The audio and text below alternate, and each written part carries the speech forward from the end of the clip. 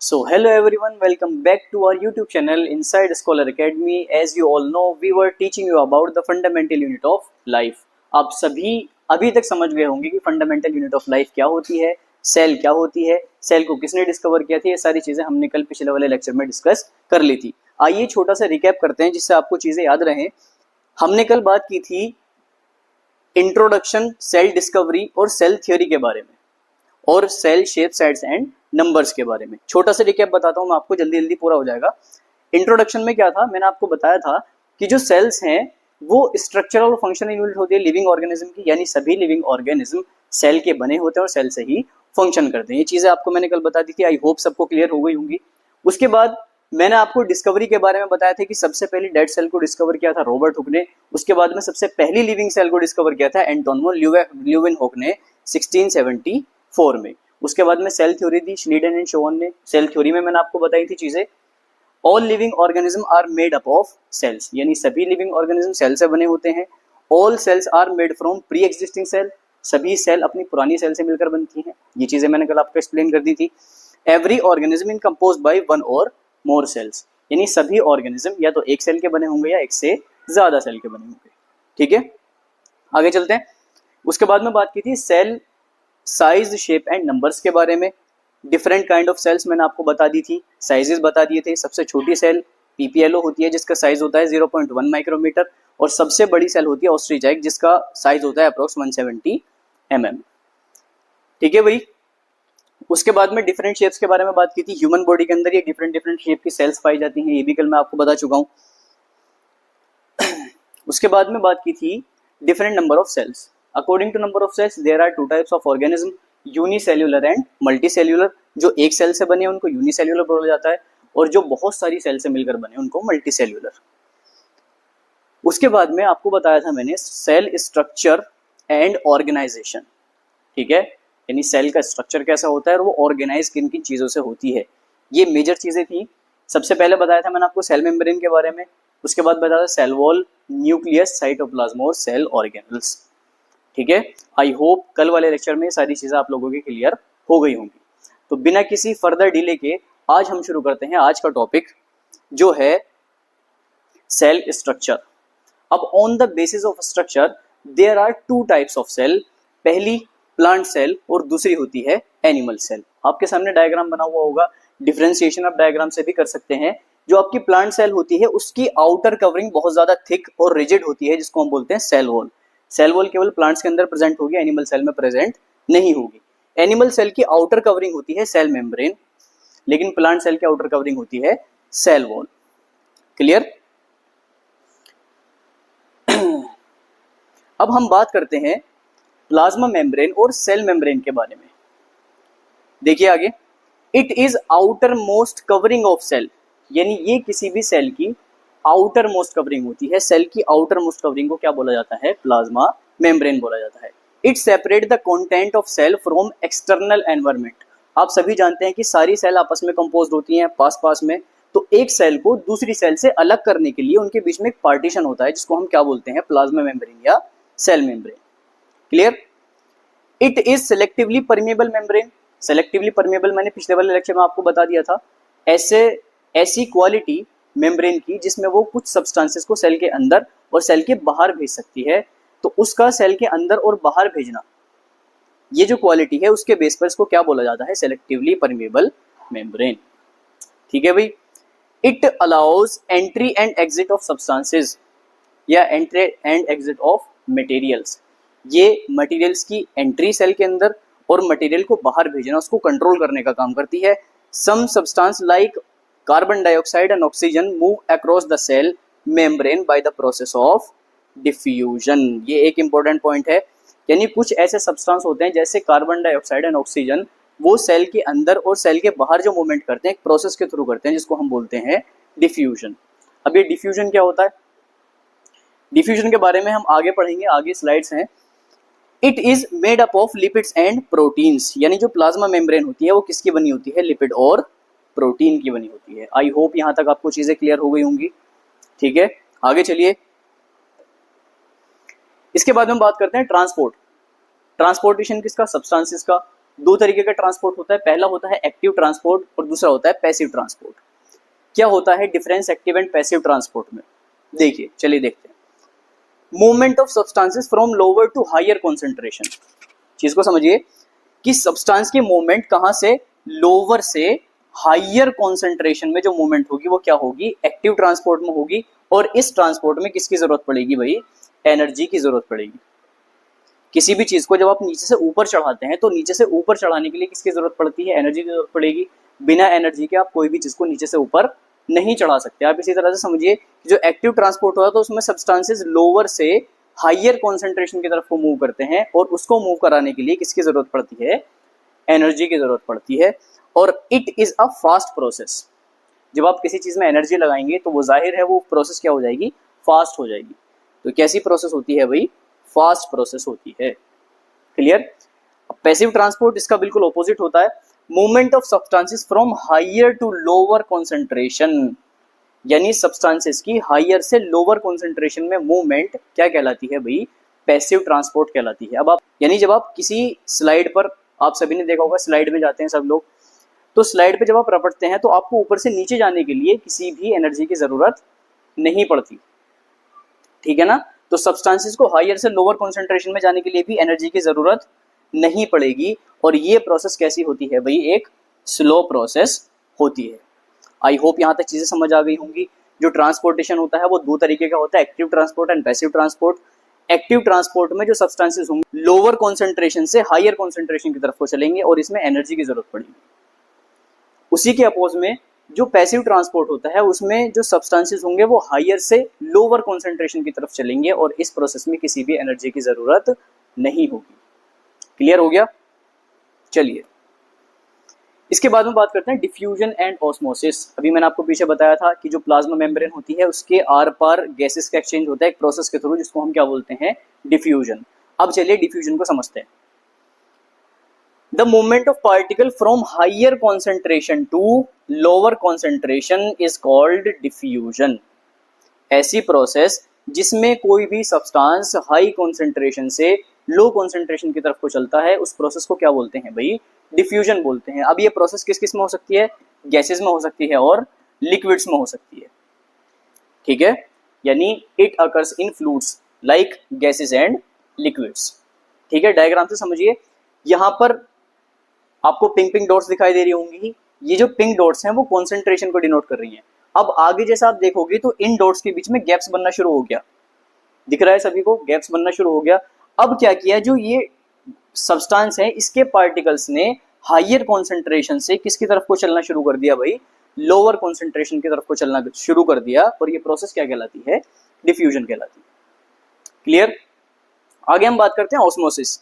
The transfer of water molecules from an area with a greater concentration to lower concentration. Greater से मतलब है higher concentration से, यानी water molecules का higher concentration से lower concentration की तरफ मूव करना through semi permeable membrane. This process is called osmosis, ठीक है। दोनों में छोटा सा फर्क है, इसमें भी हायर से लोअर की तरफ मूवमेंट कर रहे हैं सब्सटेंसेस, यहां पर भी हायर से लोअर की तरफ को मूवमेंट कर रहे हैं, लेकिन जो अंतर है दोनों में वो किसका है भाई, सेमी परमेबल मेम्ब्रेन का। यानी अगर हायर से lower throw semi permeable membrane से करेगा तो ऑस्मोसिस होगा और बिना सेमी परमेबल मेम्ब्रेन के करेगा तो डिफ्यूजन होगा। डायग्राम से देखिए, ये सब्सटेंसेस हैं, यहां पर हायर कॉन्सेंट्रेशन और यहां पर लोअर कॉन्सेंट्रेशन है, बीच में क्या है आपकी सेमी परमेबल मेम्ब्रेन, यानी जो मॉलिक्यूल्स हैं वो मूवमेंट करेंगे from higher concentration to lower concentration through semi permeable membrane. This process is called osmosis. I hope आपको समझ आ गया होगा अभी तक, ठीक है। आगे चलते हैं। अब हम बात करते हैं टाइप्स ऑफ ऑस्मोसिस। दो तरह के ऑस्मोसिस होते हैं, पहला होता है एक्सोस्मोसिस और दूसरा होता है एंडोस्मोसिस, ठीक है। देखिए क्या होता है exosmosis, the process by which the molecules of water pass through a semi permeable membrane and enter a area where the concentration is higher. ऐसी प्रोसेस जिसमें वाटर के मॉलिक्यूल्स सेमी परमेबल के थ्रू मूवमेंट करते हैं और एंटर करते हैं ऐसे एरिया के अंदर जहां की कॉन्सेंट्रेशन ज्यादा हो। समझे कि नहीं समझे? ठीक है। क्या होगा भाई एक्सोस्मोसिस में? हमारे पास ये सेल है, डायग्राम से समझिए क्या है भाई, सेल है। अब किसी सेल के अंदर वाटर भरा हुआ है, हाई वाटर कॉन्सेंट्रेशन है सेल के अंदर। अब क्या करेंगे, जो वाटर के मॉलिक्यूल्स हैं वो सेल के बाहर मूवमेंट करेंगे। ये जो बाहर वाली लेयर है वो क्या है, सेमी परमेबल मेम्ब्रेन। क्या है भाई, सेमी परमेबल मेम्ब्रेन। अब वाटर मॉलिक्यूल्स ने क्या किया, हायर कॉन्सेंट्रेशन से लोअर कॉन्सेंट्रेशन की तरफ को चल दिए, किससे होते हुए, सेमी परमेबल मेम्ब्रेन से होते हुए। अब आप किसी चीज में से पानी को निकालेंगे, सपोज कीजिए आपके पास कोई बलून है और आप बलून में छेद कर दें तो पानी बलून से बाहर निकल जाएगा, तो बलून श्रिंक होगा कि नहीं होगा? इसी तरह से जो आपकी सेल होगी वो क्या होनी शुरू हो जाएगी भाई, श्रिंक होना शुरू हो जाएगी, और ये प्रोसेस कहलाएगी आपकी एक्सोस्मोसिस। यहां तक बात समझ आ गई? उसके बाद में क्या है आपका एंडोस्मोसिस। एंडोस्मोसिस बिल्कुल ऑपोजिट है इसका।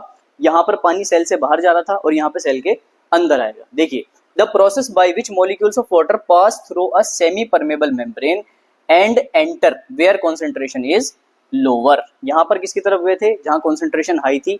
यहाँ किसकी तरफ जाएंगे, जहाँ कॉन्सेंट्रेशन लो है। प्रोसेस बिल्कुल सेम है। यहाँ पर पानी अंदर से बाहर की तरफ गया था और इसमें पानी बाहर से अंदर की तरफ जाएगा। अब सपोज कीजिए किसी बलून में अगर आप पानी भरो बाहर से, तो बलून मोटा हो जाएगा कि नहीं हो जाएगा? तो इसी तरह से जो सेल है आपकी वो क्या हो जाएगी, स्वेल हो जाएगी, यानी फूल जाएगी। समझ आ गई बात? एक बार और रिपीट करता हूँ। देखिए, जो एंडोस्मोसिस है उसमें वाटर के मॉलिक्यूल सेमी परमेबल मेम्ब्रेन के थ्रू हायर कॉन्सेंट्रेशन की तरफ को चलेंगे, यानी सेल से बाहर निकलेंगे, तो सेल आपकी श्रिंक हो जाएगी। जिसमें सेल श्रिंक होगी वो क्या होगा, एक्सोस्मोसिस होगा। और जिसमें वाटर के मॉलिक्यूल बाहर से अंदर की तरफ को जाएंगे तो सेल आपकी स्वेल हो जाएगी। जिसमें आपकी सेल स्वेल होगी वो क्या होगा, एंडोस्मोसिस होगा। वर्ड से समझिए, एक्सो मतलब आउटसाइड, आउटसाइड यानी वाटर के मॉलिक्यूल सेल से बाहर जा रहे हैं। एंडो मतलब इनसाइड। समझे नहीं समझे? एक्सो मतलब आउटसाइड यानी वाटर के मॉलिक्यूल सेल से बाहर जाएंगे। एंडो मतलब इनसाइड, वाटर के मॉलिक्यूल सेल के अंदर आएंगे। जब मॉलिक्यूल सेल के अंदर जाएंगे तो सेल फूलेगी, और जब मॉलिक्यूल सेल के बाहर जाएंगे तो सेल श्रिंक हो जाएगी। क्लियर हो गया यहां तक? ठीक है, आगे चलिए। इसके बाद में हम बात करते हैं सेल वॉल की। मैंने आपको बताया था कि सेल वॉल एक रिजिड आउटर कवरिंग होती है, लास्ट वाले लेक्चर में बता चुका हूं आपको। ये सेल वॉल जो होती है वो बहुत ज्यादा रिजिड और टफ आउटर कवरिंग होती है। देखिए, समझते हैं सेल वॉल के बारे में। सेल वॉल क्या होती है, नॉन लिविंग कवरिंग होती है, rigid outer covering of cell. Rigid, rigid का मतलब होता है टफ, ठीक है। Mainly composed of cellulose in plants. मैंने आपको 3 चीजें बताई होंगी लास्ट वाले लेक्चर में, अगर आपने ध्यान से देखा हो, कि जो सेल वॉल्स होती हैं वो प्लांट्स, बैक्टीरिया और फंजाई तीनों में प्रेजेंट होती हैं। यहाँ पर ब्रैकेट में इसीलिए लिखा हुआ है कि जो प्लांट की सेल होती है वो ही केवल सेल्यूलोज की बनी होती है, ठीक है भाई। Cellulose is a complex substance provide structural support to the plant. जो सेल्यूलोज होता है वो एक कॉम्प्लेक्स सब्सटेंस होता है जो प्लांट्स को स्ट्रक्चरल सपोर्ट प्रदान करता है या स्ट्रक्चरल सपोर्ट प्रोवाइड करता है। समझ गए? Cell wall prevent cellular substances from external environment. जो सेल वॉल होती है वो सेल्यूलर सब्सटेंस को एक्सटर्नल एनवायरनमेंट से प्रिवेंट करने का काम करती है। ये तो आसान सी चीजें समझ गए होंगे, ठीक है। चलिए आगे। इसके बाद में बात करते हैं प्लाज्मोलाइसिस। ये एक इंपॉर्टेंट टॉपिक है भाई, प्लाज्मोलाइसिस का क्वेश्चन आता ही आता है। देखिए ध्यान से समझिए, प्लाज्मोलाइसिस है क्या। Living plant cell losing water through osmosis. Osmosis हमने पीछे पढ़ लिया था, सबको समझ आ गया होगा। तो लिविंग सेल जो है वो लूज करती है वाटर किसके थ्रू भाई, ऑस्मोसिस के थ्रू। अब क्या होगा, it result the shrinkage of cell content and cell moves away from the cell wall. इसका रिजल्ट क्या होगा कि सेल जो है आपकी श्रिंक हो जाएगी और जो सेल वॉल है उस सेल वॉल से आपकी सेल दूर चली जाएगी। होगा क्या, देखिए ये एक नॉर्मल सेल है, नॉर्मल सेल अटैच्ड है अपनी आउटर कवरिंग से प्रॉपरली, जिसको हमने क्या बोला, सेल वॉल बोला। अब जब सेल अपने वाटर को लूज करेगी, क्या करेगी, वाटर को लूज करेगी, यानी जितना वाटर सेल के अंदर प्रेजेंट है उस वाटर को खुद से बाहर निकालेगी। तो मैंने आपको बताया था कि जब वाटर बाहर निकलेगा तो सेल श्रिंक होगी। तो सेल जब श्रिंक होगी तो वो अपनी आउटर कवरिंग को छोड़ती चली जाएगी। क्या कर देगी, आउटर कवरिंग को छोड़ देगी और एक कॉर्नर में आके इकट्ठा हो जाएगी। ये जो प्रोसेस है वो क्या कहलाती है? प्लाज्मोलाइसिस। बहुत आसान सी चीज है, कॉमन सेंस वाली बात है। दोबारा देखिए एक बार, ये क्या है? सेल वॉल है, और सेल वॉल से ये अंदर ये जो ग्रीन वाला पार्ट है ये क्या है? सेल है। ये टाइटली अटैच्ड है, बिल्कुल अच्छी तरह से फिक्स है। अब जब इस सेल ने वाटर लूज किया, वाटर लूज करने के बाद सेल श्रिंक हो जाएगी, सिकुड़ जाएगी। तो सिकुड़ने के बाद ये अपनी सेल वॉल को छोड़ती चली जाएगी आउटर कवरिंग से। जब सेल वॉल को छोड़ेगी तो सेल वॉल को छोड़ने के बाद ये एक कॉर्नर में आकर इकट्ठा हो जाएगी, ठीक है। और इस तरह की सेल को हम क्या बोलेंगे? प्लाज्मोलाइज्ड सेल, और इस प्रोसेस को बोला जाएगा प्लाज्मोलाइसिस। समझ गए यहां तक? ठीक है। आगे आपका टॉपिक है भाई फंक्शन ऑफ सेल वॉल। जो सेल वॉल होती है आपने पढ़ लिया, रिजिड होती है, बहुत ज्यादा टफ होती है, स्ट्रक्चरल सपोर्ट प्रोवाइड करती है। अब ये सेल वॉल जो होती है इसका मेन फंक्शन क्या होता है, क्या काम करती है प्लांट के अंदर? अगर सेल वॉल नहीं होगी तो प्लांट के साथ क्या होगा? देखिए, it prevent cell to bursting, ये सेल को बर्स्ट होने से बचाती है, यानी फटने से बचाती है। सेल कंटेंट अगर सेल के अंदर ज्यादा हो जाएगा तो सेल क्या हो जाएगी? बर्स्ट हो जाएगी। तो अगर हम सेल के बाहर एक मोटी आउटर कवरिंग लगा दें तो सेल को बर्स्ट होने से बचा सकते हैं। तो इसका पहला फंक्शन क्या होता है कि ये सेल को बर्स्ट होने से बचाती है, यानी फटने से बचाती है। एंड कोलैप्सिंग, कोलैप्स का मतलब होता है श्रिंक होना, सिकुड़ना। बर्स्ट होने से या कोलैप्स होने से बचाती है इन हाइपरटोनिक एनवायरनमेंट, ठीक है भाई। Cell takes up water by osmosis, cell swells, it building up pressure against the cell wall. Cell जो है वो वाटर लेती है by the process of osmosis. मैंने पीछे आपको बता दिया था, जब ऑस्मोसिस के थ्रू सेल पानी अंदर लेगी तो सेल क्या हो जाएगी? स्वेल हो जाएगी, यानी फूल जाएगी। और ये बनाएगी एक प्रेशर, किसके अगेंस्ट? सेल वॉल के अगेंस्ट। किसके अगेंस्ट भाई? सेल वॉल के अगेंस्ट। अब मैं दोबारा से एग्जांपल आपको बलून का बताता हूँ। सपोज कीजिए आपके पास एक बलून है और बलून की जो आउटर कवरिंग होती है वो क्या है? एक सेल वॉल है। अब मैं आपसे कहूँ कि आपको बलून के अंदर पानी भरते चले जाना है। अब अगर आप बलून के अंदर ज्यादा पानी भरोगे तो वो पानी बलून की सरफेस पर एक प्रेशर लगाएगा। वो प्रेशर क्या करेगा? उस बलून के आउटर सरफेस को फोड़ देगा, है ना, यानी प्रेशराइज करेगा। जो आउटर सरफेस है उसकी आउटर सरफेस को क्या करेगा? प्रेशराइज करने का काम करेगा। सेम सेल के साथ होता है, जब सेल पानी लेती है ऑस्मोसिस के थ्रू तो सेल फूल जाती है। जब वो फूल जाती है तो वो सेल की आउटर कवरिंग पर क्या लगाती है भाई? प्रेशर लगाती है। Cell wall exert equal pressure against swollen cell, exert करती है, एक्सर्ट यानी जितना प्रेशर अंदर से लगा सेल वॉल पर, सेल वॉल ने उतना ही प्रेशर बाहर से लगाया, जिसकी वजह से सेल को फटने से बचा लिया गया। समझे कि नहीं समझे? मैंने आपको स्टार्टिंग में एक लाइन बताई थी कि cell wall prevents cell to bursting and collapsing. जब सेल ने अंदर से प्रेशर लगाया तो सेल वॉल कमजोर तो है नहीं, सेल वॉल ने भी बाहर से बराबर प्रेशर लगाया। सेल का सब्सटेंसेस जो है वो सेल से बाहर निकलना चाह रहा था। अब सेल वॉल ने बोले कि मैं तो तेरा बाप हूँ भाई, मैं तो निकलने नहीं दूंगा, जितना प्रेशर तूने अंदर से लगाया उससे ज्यादा प्रेशर मैं बाहर से लगाऊंगा, लेकिन सेल को फटने नहीं दूंगा। ठीक है भाई, समझ गए यहाँ तक बात? चलिए आगे चलते हैं। अब क्या है compare to animal cell? Cell wall को, प्लांट की सेल वॉल को कंपेयर किया जाएगा एनिमल सेल के साथ।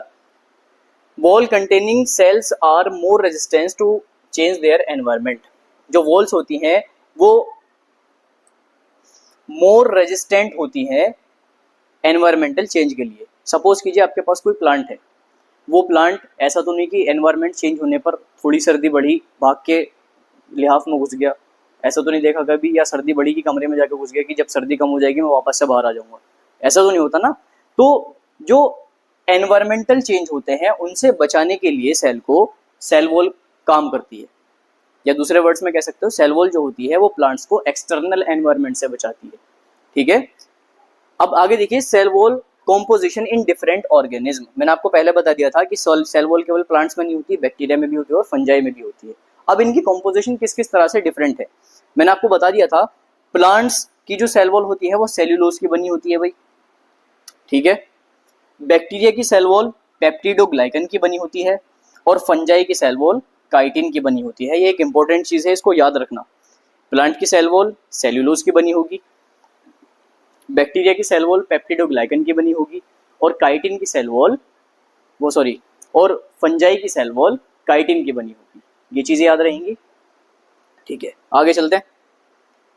इसके बाद में हम बात करते हैं भाई न्यूक्लियस की। न्यूक्लियस के बारे में मैं आपको बता चुका हूँ लास्ट वाले लेक्चर में, मोटी मोटी चीज मैंने आपको बताई थी। मैंने आपको बताया था कि जो न्यूक्लियस होता है वो सेल का कंट्रोल सेंटर होता है, यानी सेल में जितने भी काम होते हैं उनको कंट्रोल करने का काम किसका होता है, न्यूक्लियस का होता है। ठीक है, देखिए nucleus has double layered outer covering cell, वो sorry,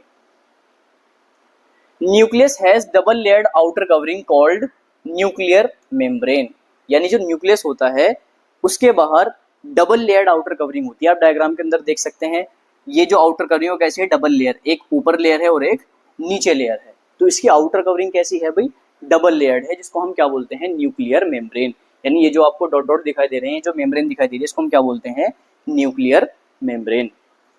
nuclear membrane has pores that allows material from cytoplasm to the nucleus. अब आपको एक चीज नजर आ रही होगी डायग्राम के अंदर, अगर आप देखो ये जो मेम्ब्रेन है इसके बीच में कुछ कुछ ब्लैंक स्पेस बचा हुआ है, ये ब्लैंक स्पेस है, एक ये ब्लैंक स्पेस है, ये भी ब्लैंक स्पेस है। तो इन ब्लैंक स्पेसेस को क्या बोलते हैं, न्यूक्लियर पोर। क्या बोला जाता है भाई, न्यूक्लियर पोर्स। अब इन न्यूक्लियर पोर्स के थ्रू ही न्यूक्लियस के अंदर वाला सब्सटेंस साइटोप्लाज्म में आता है और साइटोप्लाज्म वाला सब्सटेंस न्यूक्लियस के अंदर जाता है। यानी सब्सटेंसेस का एक्सचेंज जो होता है वो किसके थ्रू होता है, न्यूक्लियर पोर्स के थ्रू होता है। आई होप समझ गए होंगे सब यहां तक। आगे देखिए, nucleus has chromosomes, DNA and protein. यानी न्यूक्लियस जो होता है, न्यूक्लियस के अंदर क्या होते हैं, क्रोमोसोम्स होते हैं जो डीएनए और प्रोटीन्स के बने होते हैं। किसके बने होते हैं भाई, डीएनए और प्रोटीन के, याद रहेगा सबके। Which are visible during cell division, ये ऐसे आपको दिखाई नहीं देंगी। ये अगर आप स्ट्रक्चर देखो आपको धागे जैसी संरचनाएं नजर आ रही होंगी। ये धागे जो पड़े हैं इनको बोलते हैं क्रोमेटिन मटेरियल। जब सेल का डिवीजन होता है तो ये धागे एक जगह इकट्ठे होकर क्रोमोसोम बना लेते हैं। तो ये जो क्रोमोसोम आपको दिखाई देंगे माइक्रोस्कोप से देखने पर, वो कब दिखाई देंगे भाई, सेल डिवीजन के टाइम पे, यानी जब कोशिका का विभाजन होगा। समझे, chromosomes carries genetic information in the form of DNA. यानी जो क्रोमोसोम्स होते हैं वो जेनेटिक इंफॉर्मेशन को कैरी करते हैं, किसके फॉर्म में, डीएनए के फॉर्म में। समझ गए, चलिए आगे देखिए। DNA molecules are made up of, किस किस चीज के बने होते हैं, genes that controls inheritance. DNA किसके बने होते हैं, जीन्स के बने होते हैं जो किसको कंट्रोल करते हैं, इनहेरिटेंस को। इनहेरिटेंस मतलब पैतृक लक्षणों को। आप अपने पापा पे गए हो या आप अपनी मम्मी पे गए हो, वो जो क्वालिटीज हैं आपकी वो किसके थ्रू आई हैं भाई, डीएनए के थ्रू आई हैं, जिस डीएनए में क्या प्रेजेंट है, जीन्स प्रेजेंट है। समझ गए, यानी जीन जो होते हैं वो किसको ट्रांसफर कराने का काम करते हैं, इनहेरिटेंस कैरेक्टर्स को।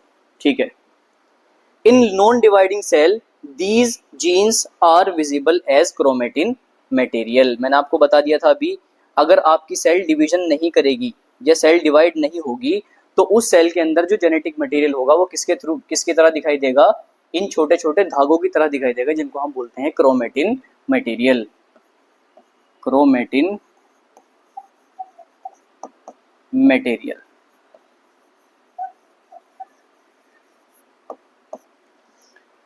ठीक है भाई, समझ आ गया सभी को। ठीक है, आगे चलते हैं। इसके बाद में आपकी हेडिंग आती है origin of cell and cellular organism. Cell का और सेल्यूलर ऑर्गेनिज्म का ओरिजिन क्या है।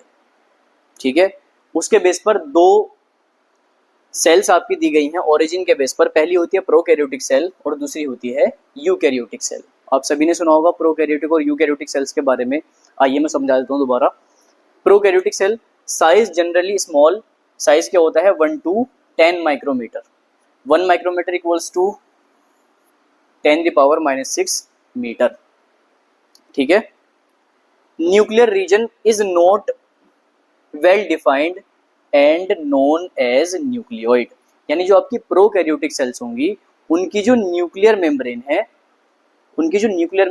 वो उनमें प्रेजेंट नहीं होती। यानी उनका जो जेनेटिक मटेरियल है वो क्या होगा, नंगा पुंगा पड़ा होगा। आपने पीछे न्यूक्लियस देखा, इसके बाहर न्यूक्लियर मेम्ब्रेन थी। अगर सपोज करो मैं इस न्यूक्लियर मेम्ब्रेन को हटा दूं तो जेनेटिक मटेरियल क्या होगा, ऐसे भागा फिरेगा चारों तरफ।